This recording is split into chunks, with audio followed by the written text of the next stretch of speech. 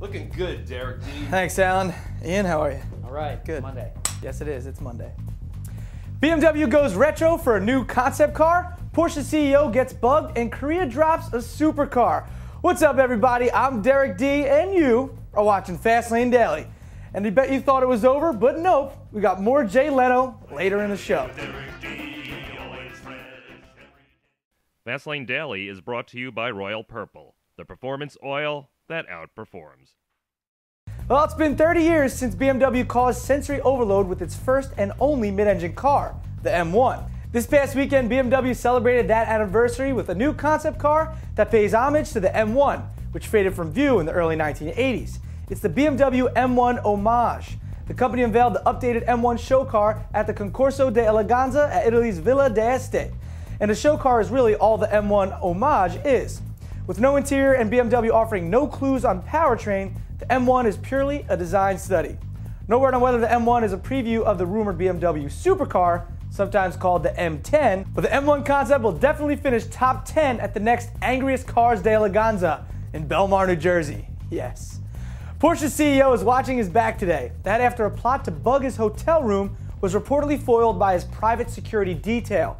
Porsche boss Wendelin Wiedekind was visiting the Volkswagen headquarters in Wolfsburg, Germany in November of last year. That's when a baby monitor was found behind a couch at the Ritz-Carlton Hotel. This week, Germany's Der Spiegel magazine reports Porsche and Volkswagen have filed charges against unknown persons in connection with the bugging. Some say the suspect answers to the name Pookie and is said to keep late hours and randomly spit up on people. What an asshole. South Korean supercars 1, Kim Jong-il 0. Korea's Ulium Motors showed off its new Spira S at the Beijing Auto Show last week. It's powered by a Hyundai Source 2.7-liter V6. With a supercharger, the V6 produces 391 horsepower and 256 pounds-feet of torque. The company claims a 0-60 time of 4.6 seconds and a top speed of 190 miles per hour. Next up, an Eternal Porsche gets some upgrades, followed by more Jay Leno week right after this.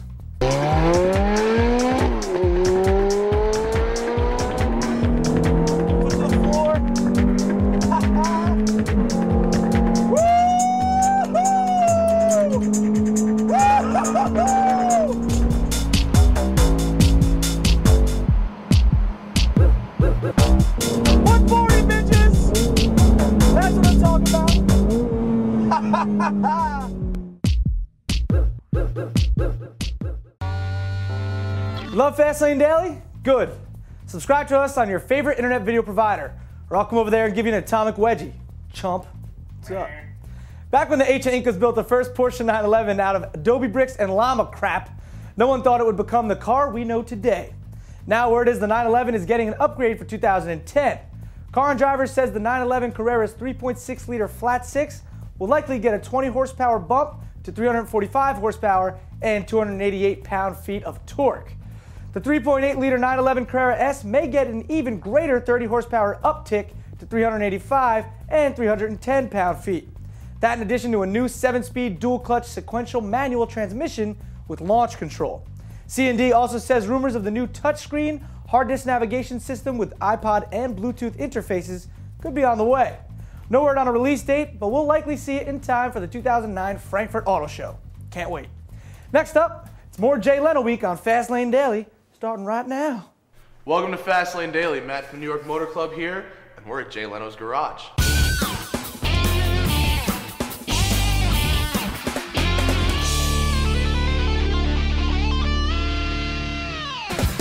Are you a racetrack guy? Do you ever go out on the track with any of your stuff? I have great respect for race car drivers. You know, people in my position think they can afford something. Oh, well, they must be pretty good at it. You know, race car driving is like sex. All men think they're great at it until you talk to the other person and they go, not so much. You know, and so to me, I like to go out and I have a good time. I drive my cars by myself. I go up, I tear through the hills. I have fun. What's your favorite road? Oh, I think Mulholland up through Malibu is pretty good. I like that area there. Angeles Crest is good. You know, when you get to a racetrack, it's the next level. Mm-hmm. You know, and one time I got to drive the pace car a bunch of times. And one day I'm at Indy, and Parnelli Jones is sitting next to me. So we're going around the racetrack, and we're in a Monte Carlo. And I got my foot in it. Which is a well-known good track car, right? Well, it was set up to be the pace car, so it had the suspension change. And we're on about 125, and So Parnelli takes the wheel. He goes, "I'll let go of the wheel."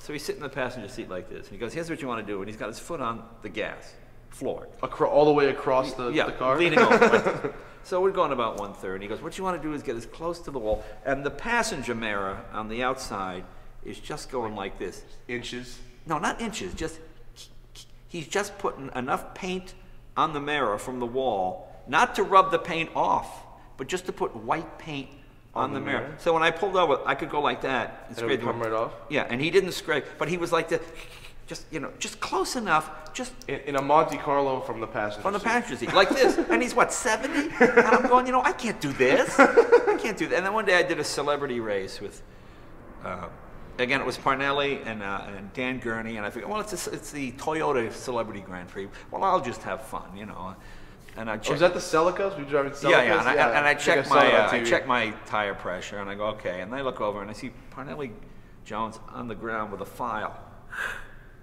just taking some of the sidewall off. So I'm like, what are you doing? He goes, we're racing. Celebrity, So then I get behind Dan Gurney. I go, I'm just going to do what Dan Gurney does. Yeah. Dan Gurney brakes, I brake. And I go, okay, so I'm right on his tail. I go, well, this is very easy, And then after about 2 laps, he's a little ahead of me. I'll try to catch up. And I go, where's Dan Gurney? I look in my rearview mirror. He's behind me. How did that happen? We're in the same car. How did that happen? Okay, and that's what it is. Yeah. It's so, race car driving is not unlike soccer or football. You're an athlete. It's an athletic event, and you've got to be really good at it. But it just because it's like talking. All men think they're funny because they can talk, and all men drive, so they think they can drive like a race car. So I have no pretend. I have great respect for these guys. I don't pretend that I could do what they do. They used to say that Sterling Moss could read a newspaper at 20 feet. And do you believe it? Yeah, I think he could. Their hand-eye reactions are that much better than you or I or the average person. Well, I'm a terrible race car driver, and I'm not funny, so. No, but I thought I was funny until I came in here and blanked. I have fun with it. I have a good time with it, but I don't pretend. Nothing funnier to me when you see the rich guy and he's got the suit like this, it's pulling because his gut is sticking out, and he gets in his race car and he's got his trailer. I like to go sit in the pits, watch, be respectful. Hey, if I get a ride in the car, great. Let me do a couple laps, great. But no, I don't pretend that I'm like, yeah, I can handle that because I can afford it. Next time on Fastlane Daily. Most people have never heard a T-head Mercer or even know what a T-head engine sounds like. Yeah. For exclusive test drives of the cars in Jay's collection, check out jaylenosgarage.com. Well, that wraps up Fastlane Daily for Monday. Tune in tomorrow when we bug Bob Lutz with Alan's homemade ham radio. It's a Big 10-4.